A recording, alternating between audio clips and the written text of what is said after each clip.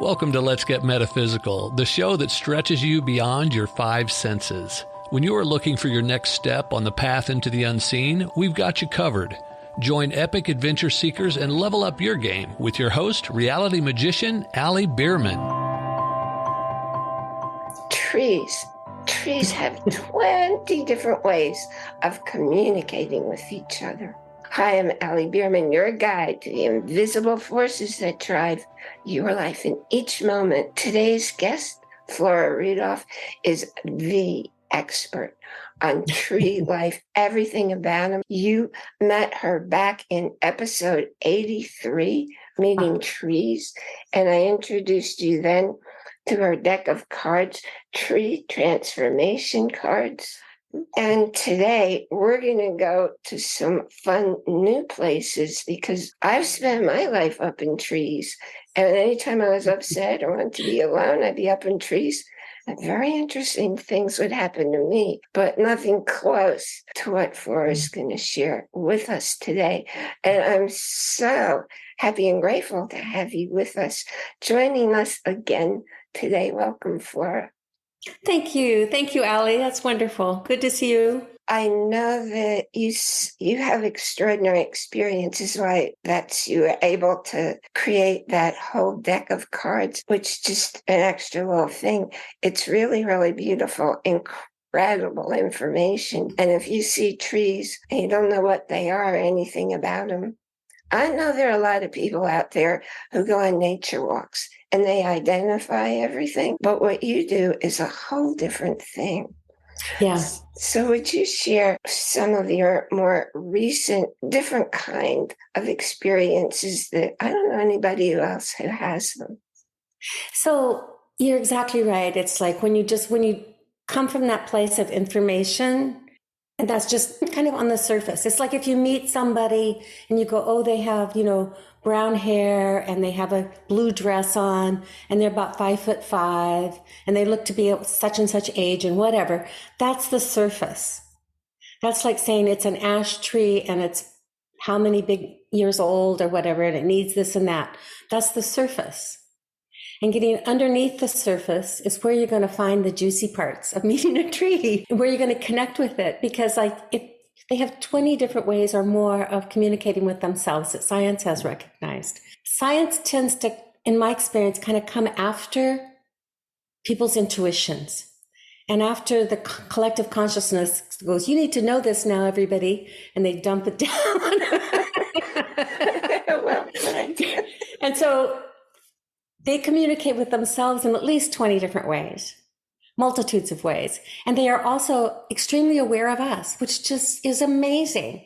And so it's so inviting and so healing. And you just walk out and there's discoveries out there of hanging out with trees. And each of them has a very different energy. Just this last week, I was doing a couple workshops with people. And afterwards, I went to just hang out with my trees and be with them. So I went to the Chinese white pine, which is one of my dearest friends. And immediately it said, drop what you know and be wise. It's like, that's the whole thing. That is the whole thing. And I'm working on this course that I'm putting together for the first time. And it's called Tree Speak, which is all about that. Like getting out of your head and moving into that different level of experience so that you can actually connect with trees, with the earth, with everything, and with yourself at a much deeper and more magical level. That's kind of where everything happens. And so then the second time I did the next class I had, I was really pretty tired after, and I was wandering around and I ended up in the apple grove. And if you have never sat in an apple grove, that's what you want to do. It's unbelievable. These trees are such a community. It's like being in a knitting circle or something. They're so like harmonious, like this buzzing, happy, productive community. And I fell asleep in this apple grove. And when I woke, it's like I just felt just so calm, but very ready to get on with things. And that productivity, just that very calm, even productivity has carried through for over a week in my life. Oh. Yeah. cool. And then the next one I went to, I'm working on my course. So one of the things I'm focused on is being able to tune into that current of quiet that goes through everything. And it's real hard for us to get quiet right now. It's almost impossible in the exterior world. So we have to find it inside. But it's a nourishment and almost like a mineral or a vitamin that we need to maintain balance. Just that deep quiet, almost beyond stillness, really. Just quiet. So I went to the Tupelo and I sat leaning up against its trunk for over an hour to do a meditation for my course on quiet. And that has just sustained me. I mean, I came back and for the whole week, the answers have just been loading into me. Whenever I want to know what to do, it's just right there. And I'm excited about everything. It's like just full of this is calm productivity, but from a real deep space of quiet. That's what trees can do for you. And it's not just me. If it's available for me, it's available for everybody, So that's that's the background of how it can work. The way I came to this was through a traumatic brain injury that kind of knocked me out of everything I had known. You don't have to do that. Right? You really don't. You just need to get some skills and have an intention and a sense of curiosity and go meet trees. So the course I'm doing is leads you step by step from understanding how our connection with the forest and with trees has been through time as humans, to how to get some skills, just the basics on meeting a tree. And if you follow those, you'll be able to do it. You might get answers. You might get just a great, wonderful feeling and sense of peace and joy. All kinds of things can happen. The tree can give you messages. There's so many layers that can happen. And always it will be good. There's nothing that strange or odd that will happen that you won't like. So it goes all the way from the beginning to up to being really connected in a community of trees and the skills for doing that and getting out of your head, how to do that. There's exercises and for sensory exercises, because with forest bathing, which is kind of science's approach to bringing us back to connecting with trees. Mm. And our minds love science. Of course, I love science, but it's just our Western mind, our modern mind wants to know that science has given a stamp of approval on things before we really embody it. Forest bathing acknowledges that you use your senses to actually connect. So if you just start going out and smelling and touching and seeing, and really not thinking about your head, but being curious of what's really around you, you'll start to notice movement that you didn't see before, colors and textures and the light coming through, and you'll notice the wind on your skin and the air. And it's just fabulous. And that helps lead you into a deeper experience of being connected to yourself so that you're not feeling so separate. And also just being open to the messages and the connection with the tree. What I do is, forest bathing is it's at that level. What I do is go to a deeper level, which is the actual meeting of the tree. When I was recovering from the brain injury, I spent most of my time doing this because it was so mind-boggling and fabulous. And it's just each tree has a different energy, just like you do. Just like when you meet somebody, you have a different sense of them. And it's the tree. And you're connecting with that. And the more you connect with that energy, which is always the same, they don't have a mind messing things up, dragging them around. They're just present, putting out their energy 24/7, and they're generous and they're available. So when you start to do this, it's just this real incredible discovery. I could go on for days talking about it, but I'll stop for a minute. It's the most perfect fit, because the last few weeks I've been talking about never coming from up here, because your mind isn't even your voice. Right. And always come from your heart because you're feeling it. And I go out and I like to go out and spend a half hour in direct sunlight. And there are lots and lots of trees in the yard and in the neighborhood. So the first thing I look for is which direction are the leaves pointing? Because the leaves turn and follow the sun. So before I even go out the door, I know where the sun's going to be in the sky. Nice. Very nice. And I used to talk out loud to the trees. I realized I don't need to do that. So I just talk in my head. And I often do my Qigong practice out there with the trees. And I'll look down and there'll be a leaf on my foot. And it wasn't an accident that it came down and landed on my foot. No, it's like, hi, Ellie. Yeah. So I was thinking when I was out the other day and I didn't get a response from the tree, I was wondering what they experience when, like, they're starting to change colors now. So they're stopping the green chlorophyll and all that. And then they fall. And at first I was asking, does it hurt you or feel bad? And then I thought, no, it protects you for the winter. Do you have any feelings about that?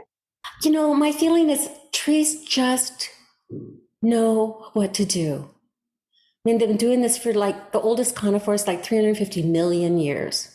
Wow. Yeah. And we're here for like 200 to 300,000 years. That's the deal. They know how to live on the planet.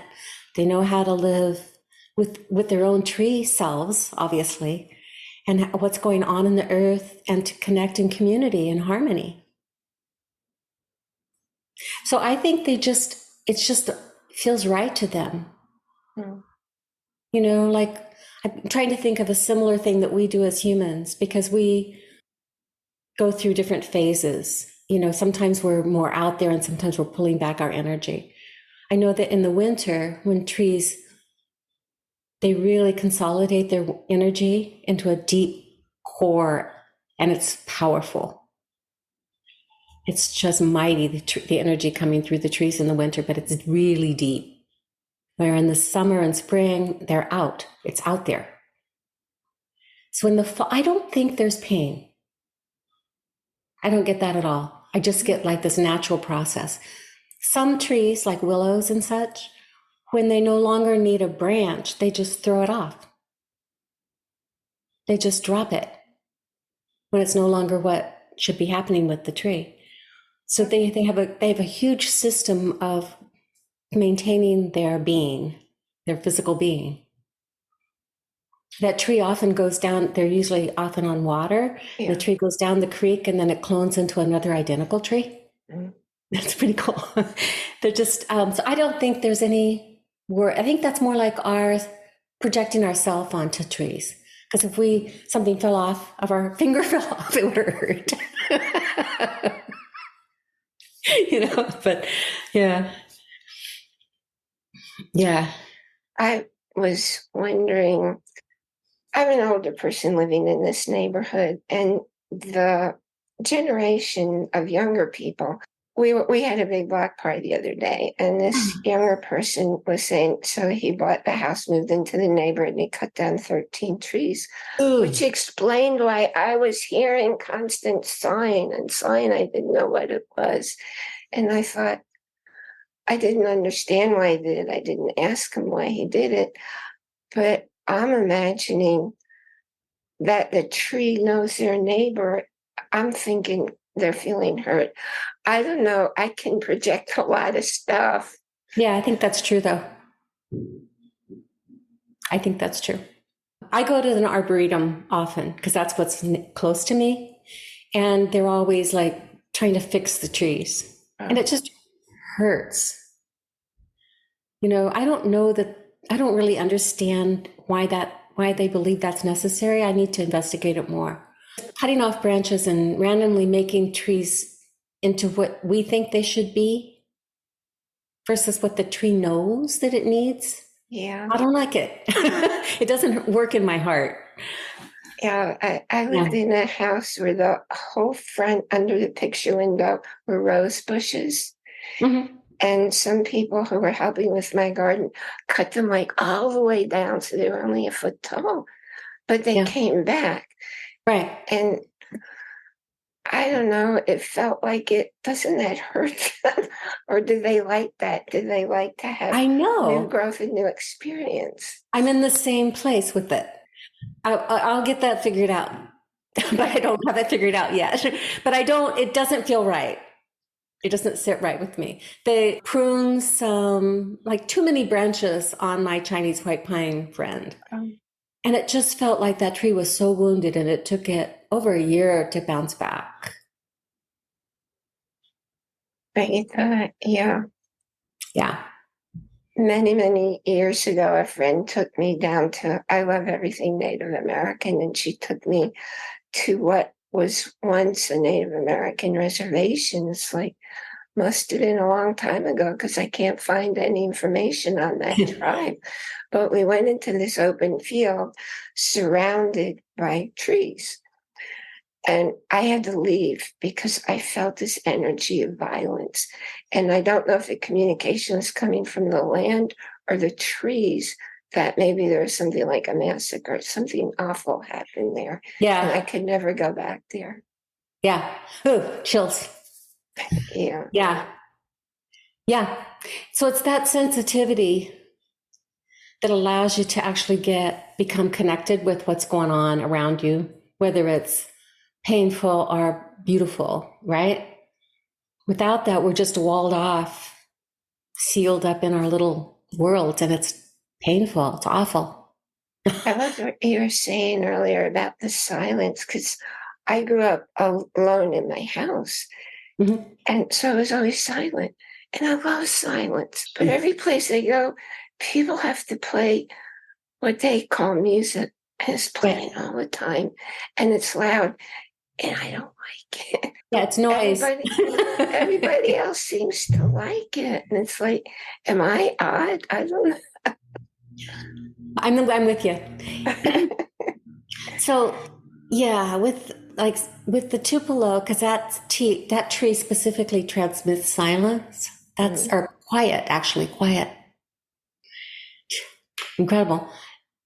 You really get that to learn to accept anything that's going on with the sounds around you as part of your moment, part of what is going on, but to drop down into a much deeper place.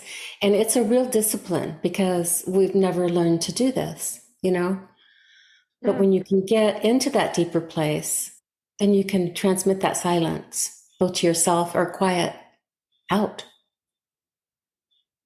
Yeah. And then you're regenerated at that level too, I think. Oh, yeah, definitely. Yeah. I like I said, I spent much of my life up in trees, and people don't look up. So I'd be up there and they'd be walking by. And I was out when I was in college. I went out one night and I was feeling distressed. So I just climbed a tree. Yeah. And this couple came along. They didn't know I was up in the tree. And they're getting all lovey-dovey down below. And I'm thinking. And you're like, what am I going to do? It's great. That's great. When I was a little kid and I was up in the tree, and this cute little girl, I was a young girl too, but she was even younger. She came bopping down this street. We didn't have sidewalks. And she was just happily singing along. She didn't know anybody was listening. Mm-hmm. And I just thought, it's cool being up there. I used to go in the woods. I didn't know where I was going, but I always knew I was safe. That's right. I used to live in trees as a kid too. And I don't know how I survived because I thought I could fly from branch to branch. Oh, wow. So I would go way up in the top. It seemed like way in the top to me as a kid. I don't know where I went in reality, but I'd just move around, and I had rooms all over the trees. And I remember 6th, 7th grade, I had a little boyfriend, and he walked me home from school, and I climbed up in my tree and talked to him. But I just felt so right there. I mean, that's where I went all the time. I didn't really like the chaos inside my house. There's always too much going on, So, yeah, exactly. So many people out there who are tree people. You think so? I do. I keep running into, every time I meet and work with anyone and in anything I'm doing, everybody feels like they have a special connection with trees of some sort. It's like their territory. And I think that's because as humans, it's what we've always done historically. And then over this last period of being humans, we've dropped all away from it and became, in our cars and our homes and our technology, etc. But before that, we went to trees for everything. We went to the grove to solve all our problems, to have marriages, to get healing, for everything. It was what we did. Even to solve legal issues, people went to the forest, to their grove.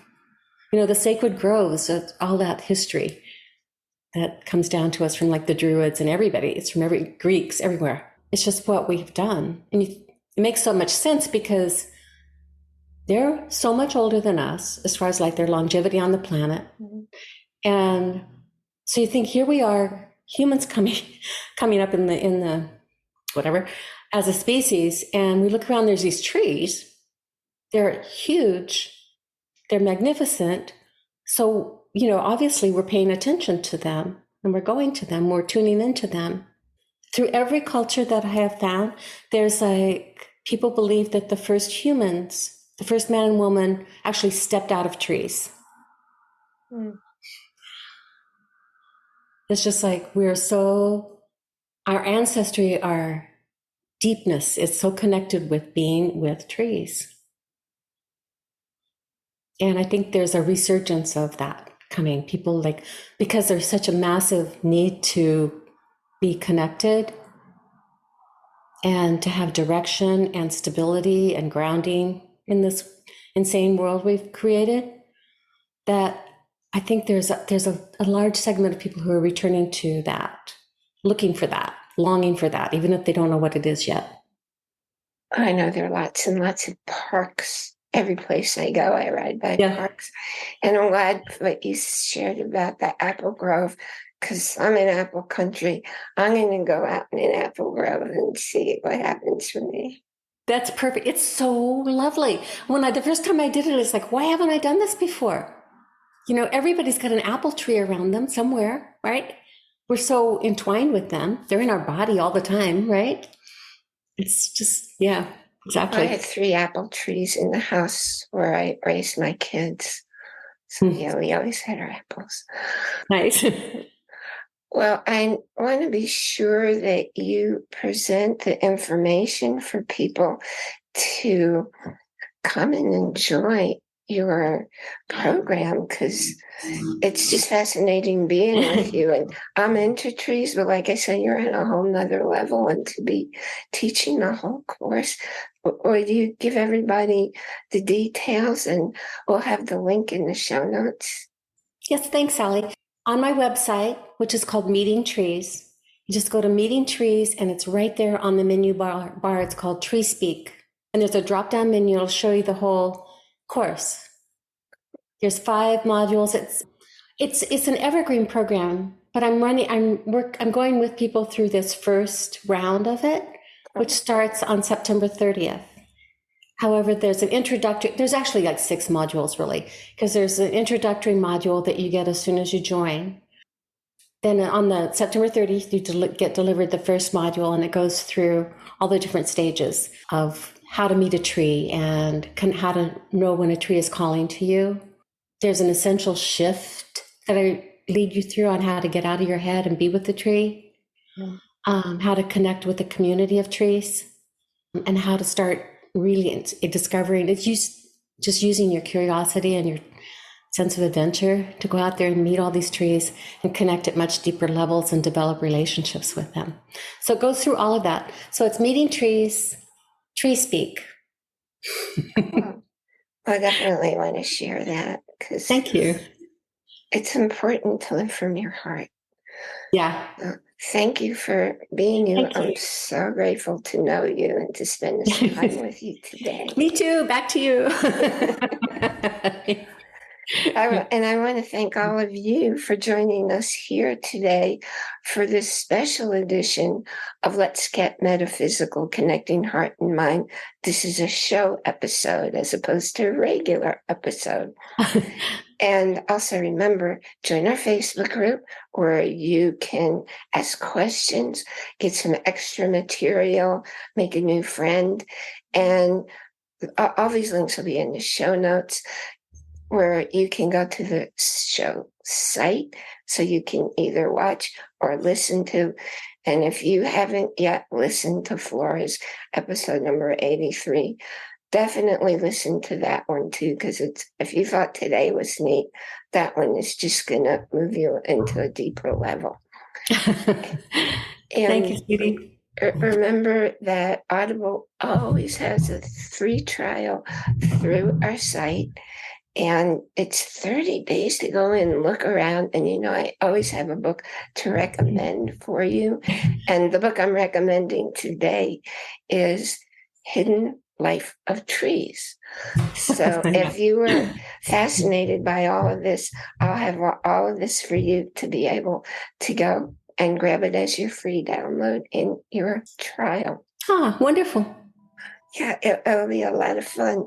And the most important thing of all to remember is to enjoy, that's capital I-N, capital J-O-Y, every moment, because nothing happens outside of you. It happens within. And I think you got that message double today because Flora's living there too. You've been listening to a talk on the wilder side. Thanks for tuning in to Let's Get Metaphysical. Be sure to subscribe so that you don't miss a single episode, and while you're at it, please leave a rating and review and be sure to share it with your friends. Tune in every Monday for more exciting insights and wisdom on life beyond your five senses. Until next time, take a small step in a new direction. Start now.